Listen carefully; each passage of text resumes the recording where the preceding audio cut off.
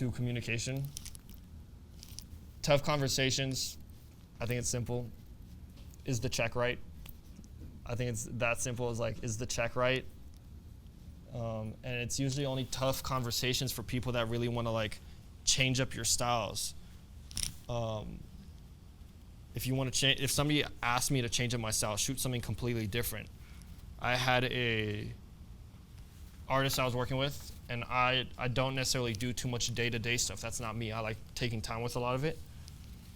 I had an artist I was working with who wanted me for day-to-day, and so I was like, cool, if you want me for day-to-day, you're gonna have to pay me this.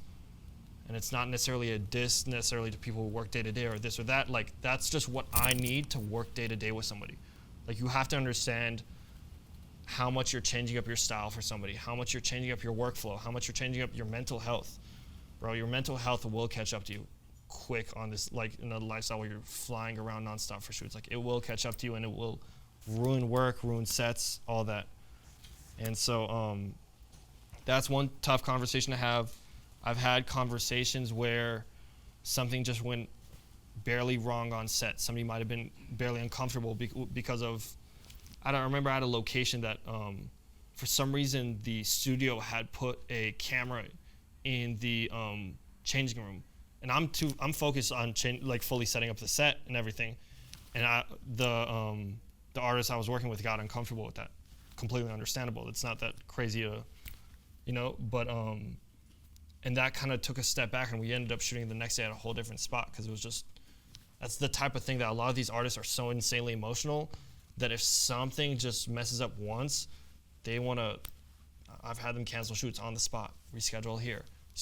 You've got to keep their mental health up with you. You got to, as I said, make them excited, push them through. A lot of these artists are not used to doing photo shoots for 8 hours, 12-hour sets, 6-hour sets, whatever. A lot of them are used to walking out of a Tahoe, get the pictures there, walk into the building, and that's it. Like, so you really got to build up their longevity for shoots. And I think that's a tough conversation to have because you never know what's going to change up. And non-negotiables really depend on the artist. The overarching idea of it is, what does your work define? What does it mean? What does it look like to you? That's usually your non-negotiables, and that's a very broad answer. But how much does this actually hinder your career?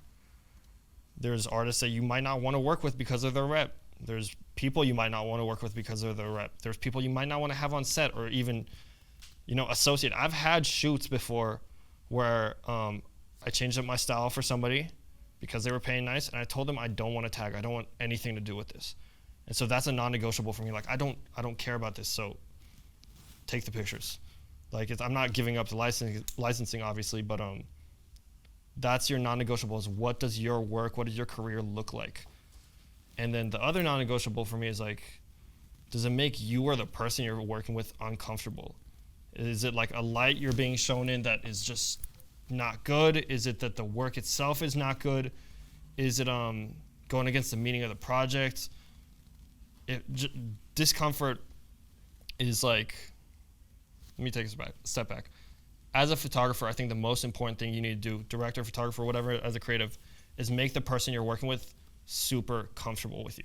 That way, when you throw random poses that are gonna challenge them, or they've never stood on something or jumped off something or done something that they're so used to, just Instagram photos, you gotta make them comfortable to work with you in that sense.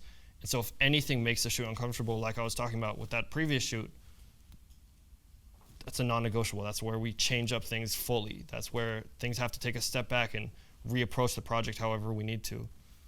So, yeah. As far as reaching out, I do have regrets about this, but I don't. The whole first 2 years, between 15 and 17, I think there was about 150 artists, and I have a huge email list too because I ended up paying for one of those, like a celebrity booking email things. I just pulled all the managers' emails from.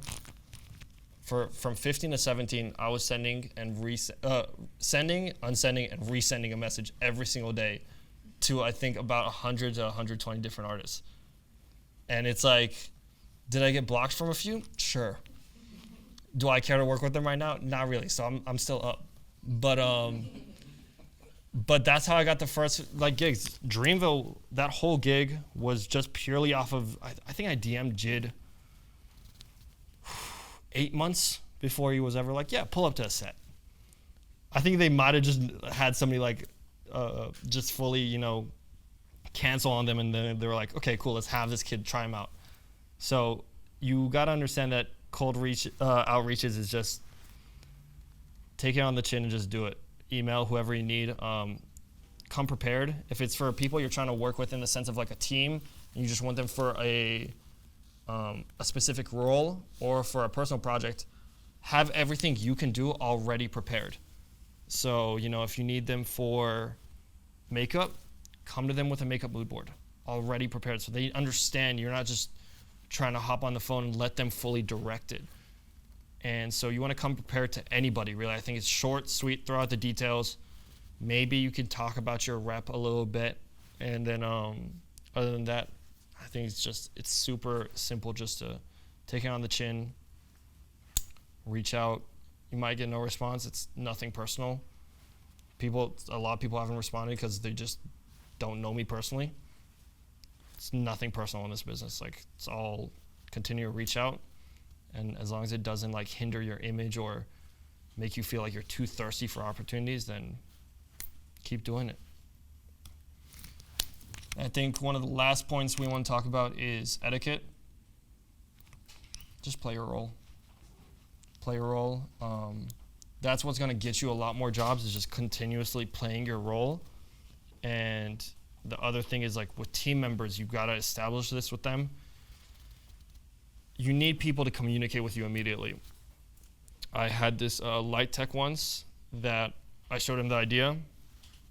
And this is a set where we're dealing with 6 lights. It's all outdoors. And he's like, yeah, I can set it up. I got it. We can do it. And we wasted about 30 minutes where I could really see that he wasn't confident in his ability to do it. We wasted about 30 to 45 minutes setting up a set that we didn't shoot a single picture in. Because it was just or setting up a lighting set that we didn't shoot a single picture in, because he just didn't want to communicate that he couldn't do it. And if you can't do it, sure, it might be embarrassing or anything like that, but at least you're not wasting time, because if you can't do it, falls back on me. I'm going to be pissed at you. The artist is already pissed at me. The management is pissed at me because the artist is pissed.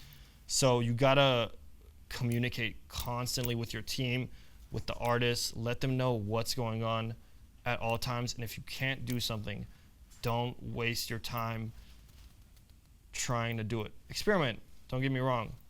But if you tried all your efforts towards it, get out as soon as you can.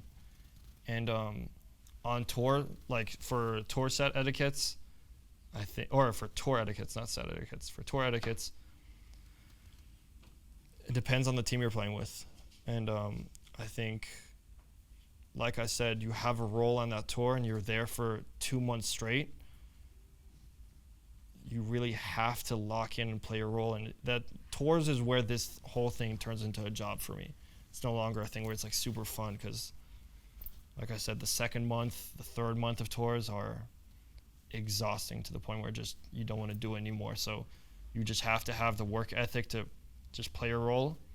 And if you can step up further, sure, you can communicate with people, but especially with bigger artists, they're calling you in for a reason. They're not asking for anything else. If they want a photographer, that's all they want. These are big artists that have been in the game for a minute. If they want a photographer, that's all they want. Don't come in there and do photography and then try to force your way into a creative director position, or try and force your way into a stylist position. Understand they came to you for a reason, and if you have to prove something to them, sure, do it, and then you can maybe convince them. But play your role, know your space, know the people you're working with. Being quiet will get you into a lot of rooms, or will keep you in a lot of rooms. And communicating as much as you can with the people.